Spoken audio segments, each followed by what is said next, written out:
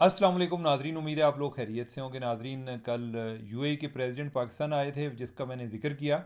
और चूंकि वो प्रेसिडेंट बन के फ़र्स्ट टाइम आ रहे थे, तो एक अरब शेख पाकिस्तान में आया तो हमारी बड़ी तवक्कुआत होती हैं कि कोई रोकड़ा शुकड़ा दे के जाएगा। लेकिन वो बाहमी समझौते की याददाश्तों पर दस्तखत करके तो निकल गए। पासिंग रेफरेंस में मैंने ज़िक्र किया था कि चीफ साहब की बेटी की शादी में भी गालबन वो शिरकत करेंगे। और ये हुआ।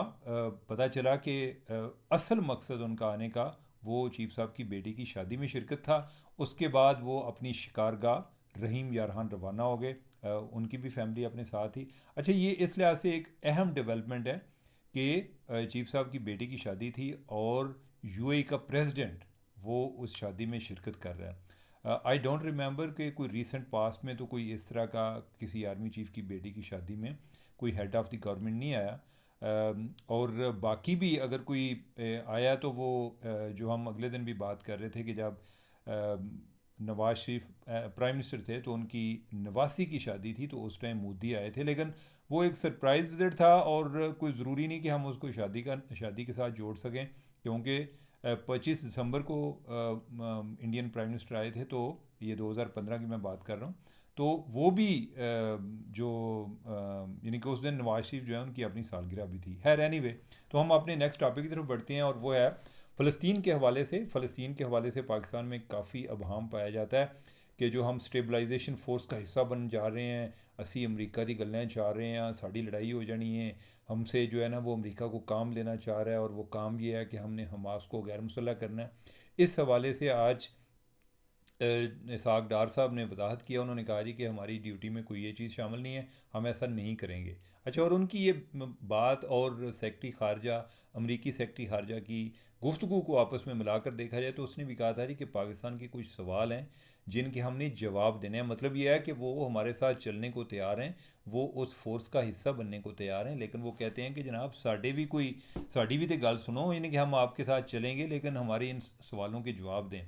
तो उम्मीद ये है कि अगर कोई पाकिस्तान इस स्टेबलाइजेशन फोर्स का हिस्सा बनता है तो यानी हमारी ड्यूटी में एटलीस्ट ये हमास वाला एलिमेंट जो है या उनको गैर मुसल्लह करना वो शामिल नहीं है। और ये मेरे ख्याल है कि पहली दफ़ा हुकूमत की तरफ से एक वजाहत आई है। अब हम लाहौर वाले टॉपिक पर बात कर लेते हैं। कल व्लॉग रिकॉर्डिंग के बाद कुछ डेवलपमेंट्स हुई। आपको पता है कि Suhail Afridi chief minister KP वो पंजाब में गए और रास्ते में मोटरवे पे काफ़ी रुकावटें डाली गई। फिर खैर वो जब उधर पहुंचे, उधर पंजाब वाले इन्होंने कोई बैनर्स लगाए थे या कोई ट्वीट किए हुए थे और उसमें ये चीज़ सरकारी ट्विटर हैंडल से ट्वीट हुआ था। उसमें उन्होंने तासर दिया कि जैसे ये ड्रग माफिया, यानी कि इसके कोई हैशटैग वगैरह कोई ट्रेंड टाइप कोई उन्होंने इस्तेमाल किया। अब उसके बाद वो पंजाब उधर असम्बली गए और उधर भी उनको कोई काफ़ी उनके साथ कोई बदतमीज़ी सी हुई। और जो जिस टॉपिक की तरफ जिस इशू की तरफ मैं तवज्जो दिलाना चाह रहा हूँ, वो उनका एक जर्नलिस्ट के साथ इनकाउंटर था जो कि बज़ाहिर आज़ाद मीडिया के साथ है, लेकिन को लग काफ़ी कैद रहा था। उसने उनको सवाल किया और उसने भी कोई चर्च के हवाले से या कोई इस तरह की को बातें की। सुहेल अफरीदी ने कोई कदरे सुलझा जवाब दिया। उसने कहा ये लगता है कि आपको व्हाट्सएप पर सवाल आया। उसने कोई ज़्यादा बात नहीं की, लेकिन जो मीना अफरीदी है, कोई तकरीबन इससे मिलता जुलता सवाल जब उसको किया गया तो उसने मरीम नवाज़ के बारे में इंतहाई बेहुदा ज़ुबान इस्तेमाल की। अब यह है कि मीना अफरीदी ने भी ये बात दुरुस्त नहीं है, सवाल करने वाला जर्नलिस्ट था। लेकिन आगे ये सवाल पैदा होता है कि ये ट्रेंड, इस तरह का ट्रेंड चलाने वाली पंजाब गवर्नमेंट थी। पंजाब गवर्नमेंट किसकी है? मरीम नवाज़ की। तो मेरा ख्याल है कि उनको भी इस तरह के बेहुदा ट्रेंड नहीं चलाने चाहिए थे। पीटीआई वाले जो हैं उनकी ज़ुबान पहले ही साफ़ नहीं है और उनसे तो कोई भी नहीं की जा सकती। और नून लीग वाले जो हैं, इनको ये इस तरह की हरकतें करते को अच्छे नहीं लगते। एक होता है ना कि एक बंदे को कोई कोई गल चंगी लगती है, कोई उसको सूट कर जाती है। कई लोग होते हैं वो गालियाँ भी देते हैं और उनके चेहरे पे बड़ी फब जाती हैं। लेकिन इनके साथ या ये प्रोपेगेंडा इनके जो है ना डोमेन में नहीं आता, ये कर भी नहीं सकते। और इस तरह की कोई गलत हरकतें, या इस तरह एक चीफ मिनिस्टर है और ये बड़ी इसकी इम्प्लीकेशंस हैं, वो केपी के चीफ मिनिस्टर हैं और आप जो है उनको इस तरह से कर रहे हैं कि जैसे वो कोई ड्रग माफिया है और ये नशा करने वाले लोग हैं या नशा बेचने वाले लोग हैं। तो इससे तासर ये मिलता है कि आप एक एथनिसिटी को टारगेट कर रहे हैं। इनको इस बारे में एहतियात करनी चाहिए, आइंदा एहतियात करनी चाहिए।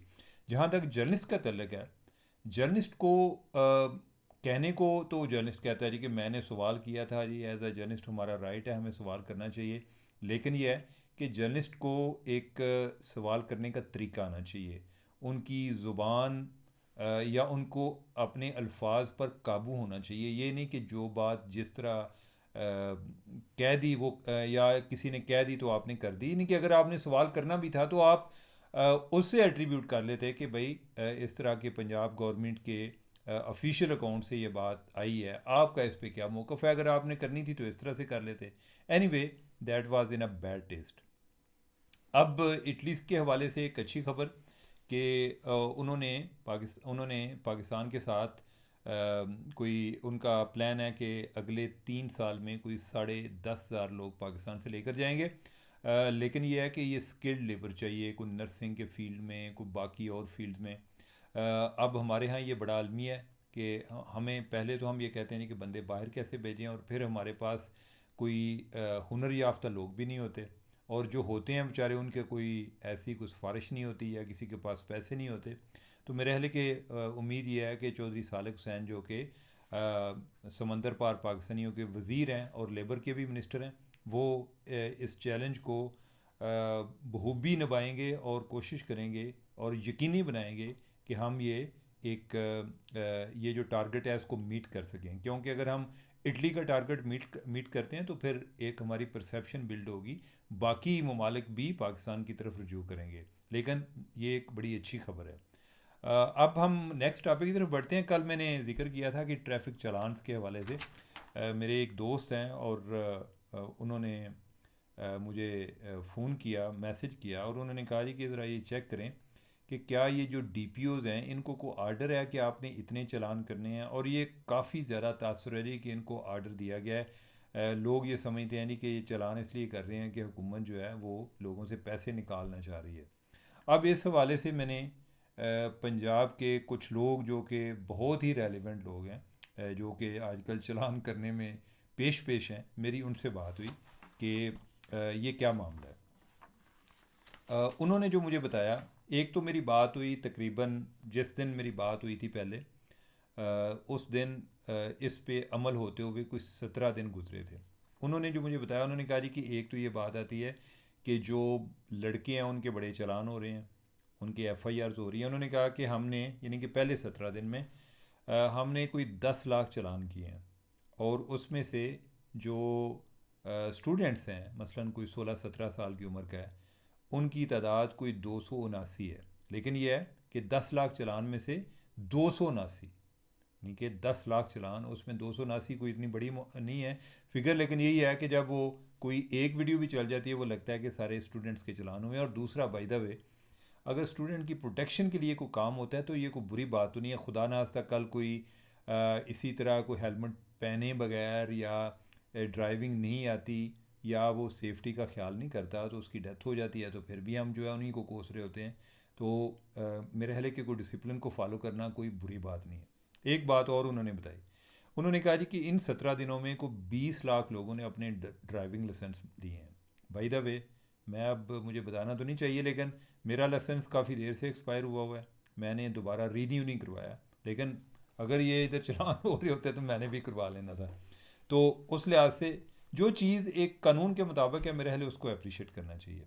फिर उन्होंने कहा जी कि जो एक फेटल इंसिडेंट्स हैं, यानी कि ऐसे एक्सीडेंट के जिसमें मौत वाक़ई हो जाती है, उसमें 56% कमी आई है। कितनी? 56% कमी आई है। उन्होंने कहा कि कुछ अजला ऐसे हैं कि जिधर एक्सक्यूज़ मी, इन 17 दिनों में एक भी ऐसा एक्सीडेंट नहीं हुआ कि जिसमें मौत वाक़ई हुई हो। फिर उन्होंने मज़ीद बताया, उन्होंने कहा जी कि जो हमने कोई जो डेथ हुई है तकरीबन कोई 5,500 लोगों की हुई है उस अरसे के दौरान, और उसमें से 1100 ने एफआईआर करवाई है। बाकी लोगों ने एफआईआर भी नहीं करवाई, बाकी माफ़ कर दी। बल्कि उन्होंने एक सवाल भी उठाया, उन्होंने कहा कि आप देखें कि अगर कोई किसी के साथ दुश्मनी होती है ना तो उस पर लोग माफ़ करने को तैयार नहीं होते, लेकिन इसमें अक्सर लोग मौके पर ही माफ़ कर देते हैं। वो दूसरे भी कहते हैं कि हमारा कौन सी इसके साथ दुश्मनी थी, हमारी तो कोई लड़ाई नहीं थी इस बंदे के साथ।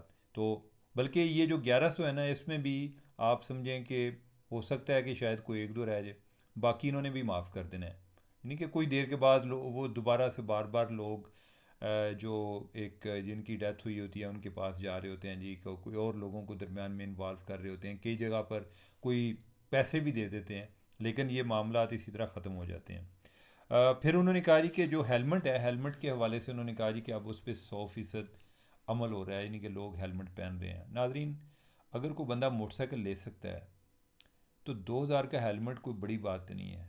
अब अगर को कहा जाए जी कि वो जी लोग की आंदे ने साढ़े को जहर खाण ਨੂੰ पैसे नहीं आए जी असी हेलमेट लीए, भाई बात यह है कि हेलमेट में किसका फ़ायदा है? गवर्नमेंट को छोड़ें, गवर्नमेंट जो कर रही है, आप मुझे ये बताएं हेलमेट में किसका फ़ायदा है? हेलमेट किस लिए है? यानी कि ये पर्पज़ तो समझे ना, कि खुदा न हादसा अगर कोई एक्सीडेंट होता है तो आपके सर पर चोट ना लगे, क्योंकि सर पर जो चोट लगती है वो बड़ी डेंजरस होती है, इंसान की डेथ हो जाती है। तो इसमें आपका फ़ायदा है। मैंने तो कई लोगों को देखा है कि वो हेलमेट पहनते हैं और उनकी नज़र बड़ी अकाबी किस्म की होती है, दूर से देखते हैं कि कोई पुलिस वाला खड़ा है, फौरी तौर पे सर पे हेलमेट, जो ही उधर से गुजरते हैं फिर हेलमेट उतारते हैं, एक दूसरे के हाथ मार देने, बस मैं चुकमा दे के आए कि नहीं। तो अपने लिए सोचा करें, दूसरों के बारे में ना सोचें, अपने बारे में सोचें। और वैसे बाय द वे इसमें जो जुर्माना है ना, इसका गरीब और अमीर का ताल्लुक नहीं है। मेरे पास गाड़ी है, लेकिन यह है कि मेरा भी अगर किसी जगह मोटरसाइकिल पर मोटरवे पर जुर्माना होना तो मुझे तकलीफ़ बहुत होती है। इसका मतलब यह है कि जब तकलीफ़ होती है तो हम कोशिश ये करते हैं कि नेक्स्ट टाइम कंप्लाइंस हो। तो अगर इन जुर्मानों की वजह से कोई कंप्लाइंस होती है, आप कानून पे अमल करना शुरू कर देते हैं, तो मेरे हाले को घाटे का सौदा नहीं है। आप भी इस पे सोचिएगा। तो नाजरीन, आज के लिए इतने ही काफ़ी। आई डोंट नो कि आपको ये मेरी बात पसंद आई है या नहीं आई, लेकिन मैं इसके साथ ही इजाज़त चाहता हूँ। खुदा हाफिज़।